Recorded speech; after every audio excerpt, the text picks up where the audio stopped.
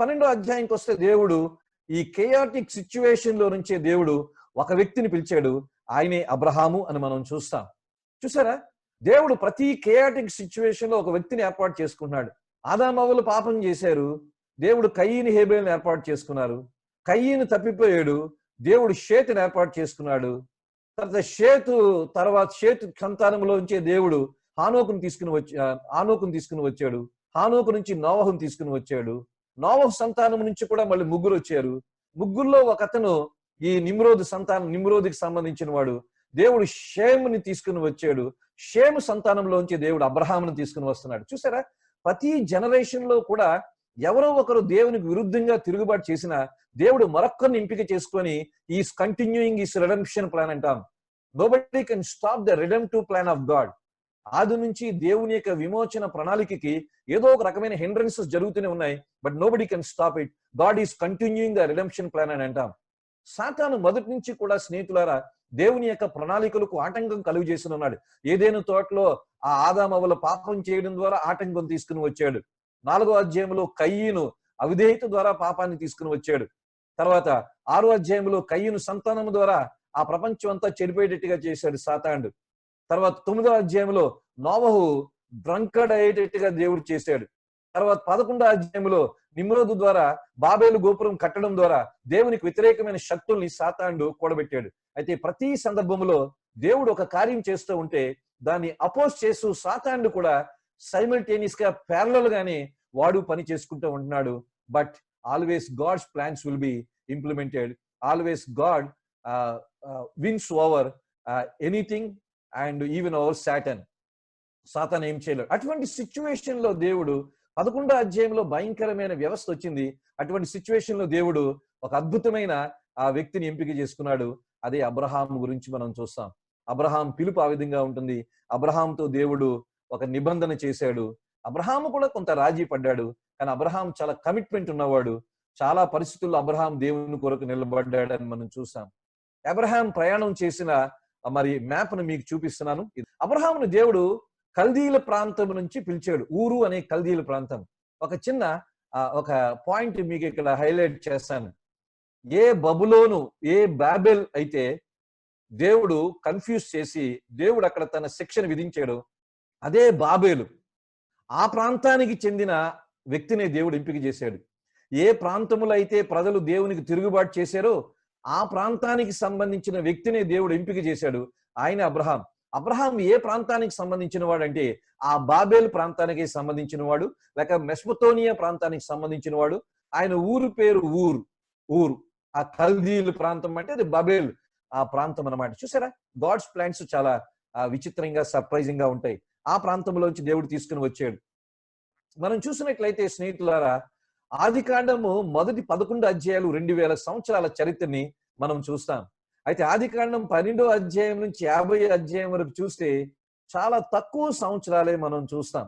చాలా తక్కువ, less than 100 years, less than 400 years period అని మనం చూస్తాం. ఆదికాండం మొదటి అధ్యాయం నుంచి 11వ అధ్యాయం వరకు 2000 years ని దేవుడు కంప్రెస్ చేశాడు. ఆదికాండం మొదటి అధ్యాయం నుంచి 11వ అధ్యాయం వరకు చాలా ఎక్కువ మంది ప్రజలు ఉంటారు. ఆదాము నుంచి నిమ్రోదు వరకు ఎక్కువ మంది ప్రజలు ఉంటారు. ఎక్కువ మంది ప్రజలు మనం చూస్తాం. కానీ 12వ అధ్యాయం 50వ అధ్యాయం వరకు మనం చూస్తే స్నేహితులారా, అది వెరీ కంప్రెస్డ్ పీరియడ్ అని అంటాం. చాలా తక్కువ మందినే చూస్తాం. అబ్రహాం, ఇస్సాకు, యాకోబు, యోసేపు, యాకోబు యొక్క 12 మంది సంతానాన్ని చూస్తాం.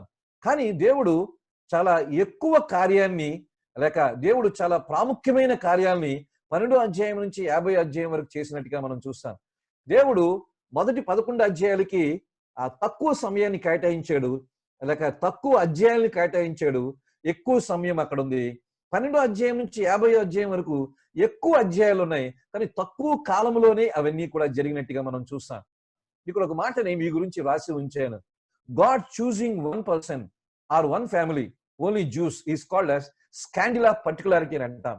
దీన్ని స్కాండిల్ ఆఫ్ పర్టికులారిటీ అని అంటాం. దీని అర్థం ఏమిటంటే, కొన్నిసార్లు మనకి ప్రశ్న వస్తుంది, దేవుడు ఎందుకు అబ్రహాంని పిలిచాడు? దేవుడు ఎందుకు యూదుల్నే పిలిచాడు? దేవుడు ఎందుకు ఇండియా వాళ్ళని పిలవలేదు? దేవుడు ఎందుకు చైనీస్ని పిలవలేదు? దేవుడు ఎందుకు అమెరికన్స్ని పిలవలేదు? దేవుడు ఎందుకు ఇజ్రాయేల్ అబ్రహాంనే పిలిచాడు? యూదుల్నే ఎందుకు పిలిచాడు? యూదుల్లోంచే దేవుడు ఎందుకు రక్షకుడిని తీసుకుని వచ్చాడు? ఎందుకు? Why God chose a particular person, why God chose a particular family, and why God chose a particular generation to be his people. ఎందుకు అంటే దీన్ని ఏమంటామంటే స్కాండిలా పర్టికులారిటీ అని అంటాం. ఇది ఎందుకు అని అంటే ఒకటే సమాధానం, it is his choice. It is his choice. That is the sovereign plan of God. స్నేహితులారా, 12వ అధ్యాయం నుంచి 36వ అధ్యాయం వరకు మనము గాడ్ ఆఫ్ అబ్రహాంను చూస్తాము, గాడ్ ఆఫ్ ఐజాక్ ని చూస్తాము, గాడ్ ఆఫ్ జేకబ్ ని చూస్తాము.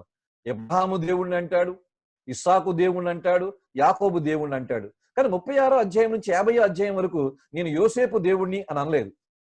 అందుకని దానికి ఏం పేరు పెట్టామంటే జోసెఫ్ ఆఫ్ గాడ్ అని అంటాను. Joseph of God, not God of Joseph, Joseph of God. ఏంటి దీనికి విచిత్రంగా ఉంది, దీని తర్వాత మనం చూసాం. అంతేకాదు ఆది కాండంలో మనం ఎక్కడా కూడా మిరకల్స్ చూడం. గాడ్స్ క్రియేషన్ చూస్తాం, గాడ్స్ హ్యాండ్ చూసాం, కానీ ఆది కాండంలో నో మిరకల్స్. ఎగ్జోడస్ నిర్గమాకాండంలో మిరకల్స్ చూద్దాం. ఆది కాండంలో మనం చూసినట్లయితే ఏంజల్స్ ప్లే మోర్ పార్ట్. 12వ అధ్యాయం నుంచి 50వ అధ్యాయం వరకు ఏంజల్స్ మనం చూస్తాం. అంతేకాదు ఈ 12వ అధ్యాయం నుంచి 50వ అధ్యాయం వరకు చూస్తే they are very ordinary people. Abraham, ఇస్సాకు, యాకోబు, యోసేపులు వెరీ ఆర్డినరీ పీపుల్. వాళ్ళు ఏమంటామంటే నెమటోడ్స్ అని అంటాం. నెమటోడ్స్ అంటే సంచార జాతులు. They were not big people, సంచార జాతులు. వాళ్ళు టెంటుల్లోనే జీవించారు. దేవుడు చాలా సామాన్యమైన వ్యక్తుల్ని, సామాన్యమైన వృత్తిలో ఉన్నవారిని ఎంపిక చేశాడు. ఎందుకు ఎంపిక చేశాడంటే it is the sovereignty of God.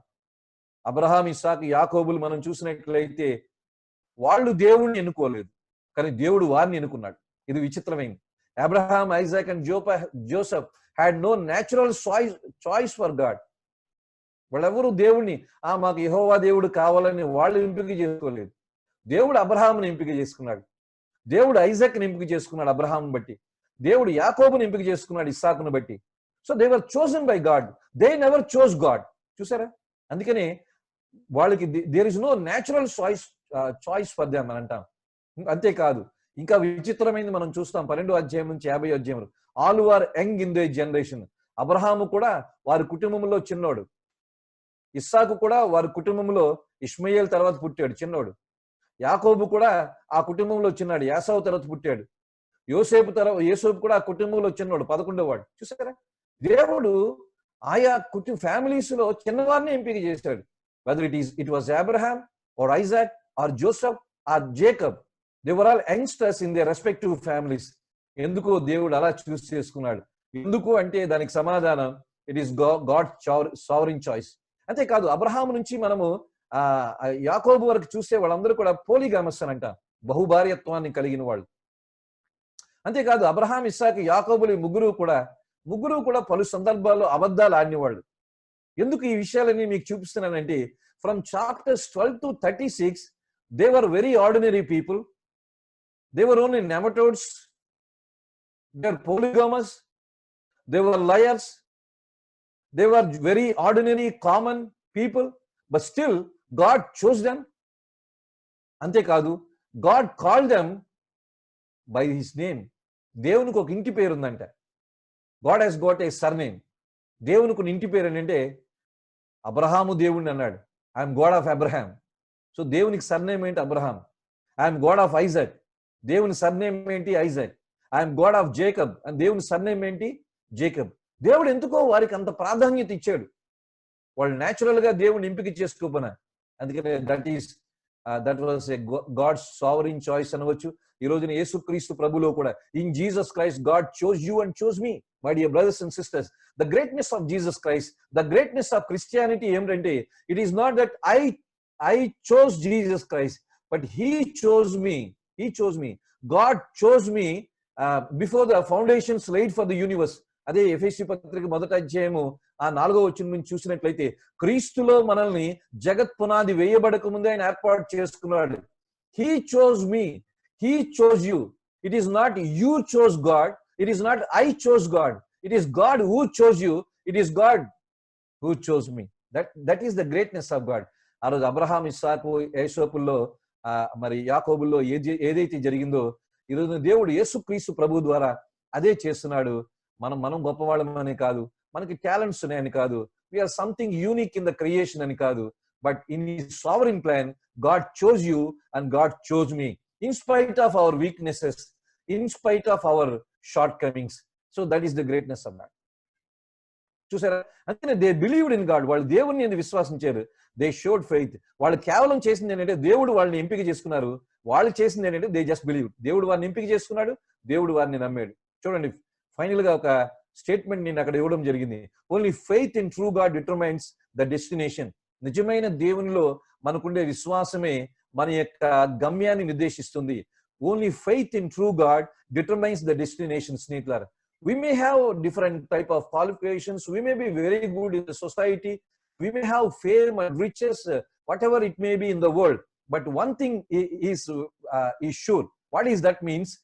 We should have faith in God. That only determines our destination. Manam devuni andu viswasam unchali in spite of shortcomings, in spite of our faltering nature, but if you have faith in God, that determines our final destination. స్నేహితులారా, ఇది దయచేసి అర్థం చేసుకోవాల్సిందిగా మనం చేసిన faith in Jesus Christ, faith in God determines hour destination in spite of our weaknesses అని మనం గుర్తించుకోవాలి. ఆ విధంగా 12వ అధ్యాయం నుంచి 50వ అధ్యాయం వరకు మనం చూస్తాం. మన ఈ 12 నుంచి 50 అధ్యాయాల్లో అబ్రహాం వర్సెస్ లోత్ మనం స్టడీ చేస్తాం. Isaac versus Ishmael, Jacob versus Esau, Joseph versus brothers. ఈ విధంగా మనం స్టడీ చేయబోతున్నాం. అబ్రహాం గురించి 12 నుంచి 25 అధ్యాయాలు చూస్తాం. ఐజాక్ 26 to 27 28 చాప్టర్ మళ్ళీ వరకు చూస్తాం. జేకబ్ ని 28 to 36 చూస్తాం. జోసెఫ్ 37 నుంచి 50 వరకు మనం చూస్తాం. అబ్రహాము మనం చూసినట్లయితే స్నేహితులారా, అబ్రహాము అనే పేరు రాకముందు ఆయన పేరు అబ్రామ్. అబ్రామ్ అంటే అర్థం ఏమిటంటే ఎగ్జాల్టెడ్ ఫాదర్. ఎగ్జాల్టెడ్ ఫాదర్ అంటే హెచ్చింపబడిన తండ్రి అన్నమాట. The very meaning of Abram was exalted father. అంటే దేవుడు అబ్రామ్ ని అబ్రహాం గా మార్చాడు. ఎగ్జాల్టెడ్ ఫాదర్ నుంచి ఫాదర్ ఆఫ్ మల్టిట్యూడ్ అన్నాడు. అంటే నువ్వేదో తండ్రిగా హెచ్చించబడడం మాత్రమే కాదు, నువ్వు బహుజన సమూహానికి తండ్రిగా చేస్తానని గాడ్ చేంజ్ ద నేమ్. అంటే ఆ రోజున దేవుడు వారి పేర్లు మార్చాడు. ఈ రోజు మన పేర్లు మార్చవలసిన పనేమి లేదు కానీ, but God blessed Abraham like that. 12వ అధ్యాయంలో పిలుపు గురించి మనం చూస్తాం. 13వ అధ్యాయంలో సపరేషన్ గురించి చూస్తాం. 14వ అధ్యాయంలో అబ్రహాం పొందిన విజయం గురించి చూస్తాం. 15వ అధ్యాయంలో అబ్రహాముకి దేవుడు చేసిన నిబంధన కవెనెంట్ చూస్తాం. 16వ అధ్యాయంలో బర్త్ ఆఫ్ ఇష్మాయిల్ చూస్తాం. 17వ అధ్యాయంలో సర్కంసిషన్ మనం చూస్తాం, సున్నతి. 18వ అధ్యాయంలో దేవుడు అబ్రహాముని విజిటేషన్ మనం చూస్తాం. 19వ అధ్యాయంలో సొదొమ గొమొర్రా డిస్ట్రక్షన్ చూస్తాం. 20 నుంచి 20 వరకు చూస్తే మరి ఆ ఇస్సాకు పుట్టిక, the great test Abraham faced Moriah పర్వతం మీద చూస్తాం. చివరిగా 23 నుంచి 25 వరకు చూస్తే మరి సారా మరణించడము, అబ్రహాం మరణించడం కూడా మనం చూస్తాం. ఇవన్నీ నేను పూర్తిగా వివరించడం లేదు, ఇది స్లైడ్స్ లో మీరు దాన్ని అర్థం చేసుకోవచ్చు. 12వ అధ్యాయంలో ఒక కొన్ని పాయింట్స్ నేను మీకు తప్పనిసరిగా అబ్రహాం గురించి చెప్తాను. I won't be speaking much about Abraham, but these are the crucial points we need to understand. అబ్రహాము ఒక అన్యుడు, he was a gentile. Abraham ఆ రోజున వర్షిపర్ ఆఫ్ మూన్. ఆ దేవుడిని ఏమంటామంటే నన్నార్ అని అంటాం. హి was called at the age of 75. అందుకని దీని యొక్క స్పిరిచువల్ మీనింగ్ ఏమిటంటే స్నేహితులారా, దేవుడు ఎవరిని ఎప్పుడైనా పిలవచ్చు. అబ్రహాం దరిదాపు 175 సంవత్సరాలు జీవించాడు. He was called by God at the age of 75. ఇక మోషేని చూసుకుంటే దేవుడు 80 సంవత్సరాల వయసు వచ్చిన తర్వాత దేవుడు మోషేని ఇజ్రాయేల్ ప్రజలు నడిపించడానికి నాయకుడిగా పిలిచాడు. So God calls some people at old ages, God calls some people at young ages.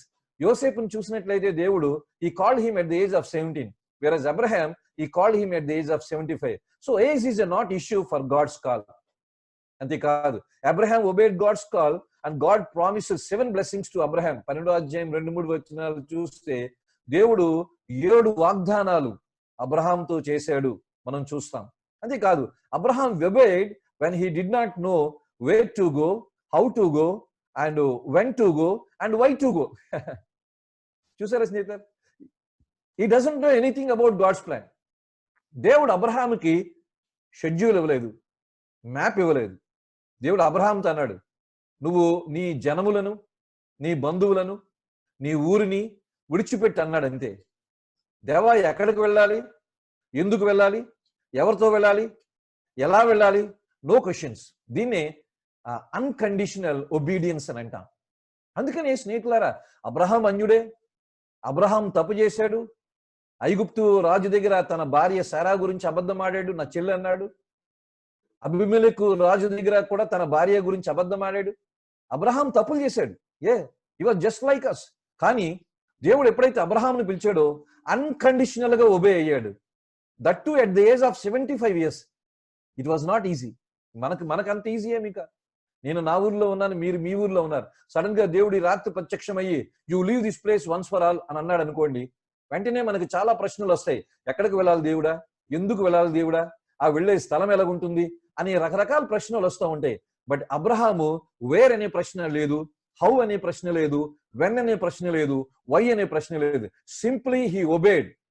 అంటే that was not a blind belief but unconditional obedience అని అంటాం. That is why Abraham was very great. అందుకని దేవుడు అంటాడు, నేను అబ్రహాము దేవుడిని అంటాడు. God had to remove. తర్వాత అబ్రహాము తన తండ్రిని వెంట పెట్టుకున్నాడు, తండ్రిని దేవుడు వేరు చేశాడు. తన నెఫ్యూ లోతుని వెంట పెట్టుకున్నాడు, లోతును కూడా దేవుడు తర్వాత వేరు చేశాడు. అంతేకాదు ఆదికాండం 12వ అధ్యాయంలో మనం చూసినట్లయితే అబ్రహాము ఐగుప్తు దేశానికి వెళ్ళాడు.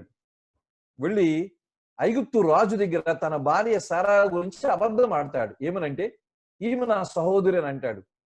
దాని ద్వారా ఐగుప్తు రాజు ఏం చేశాడంటే అబ్రహాముకి చాలా బహుమానాలు ఇస్తాడు.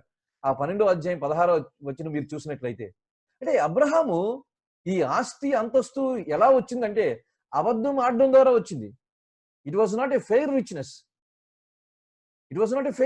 అందుకనే దేవుడు తర్వాత ఏం చేశారంటే ఏ అబద్ధము ద్వారా అయితే అబ్రహాము ఈ ఆశీర్వాదాన్ని పొందాడు.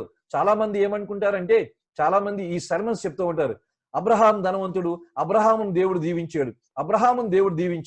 అబ్రహాం చరిత్ర అంతా చెప్తే అబ్రహాంను దేవుడు ఎంత జీవించాడో మీకే సర్ప్రైజ్ అవుతారు.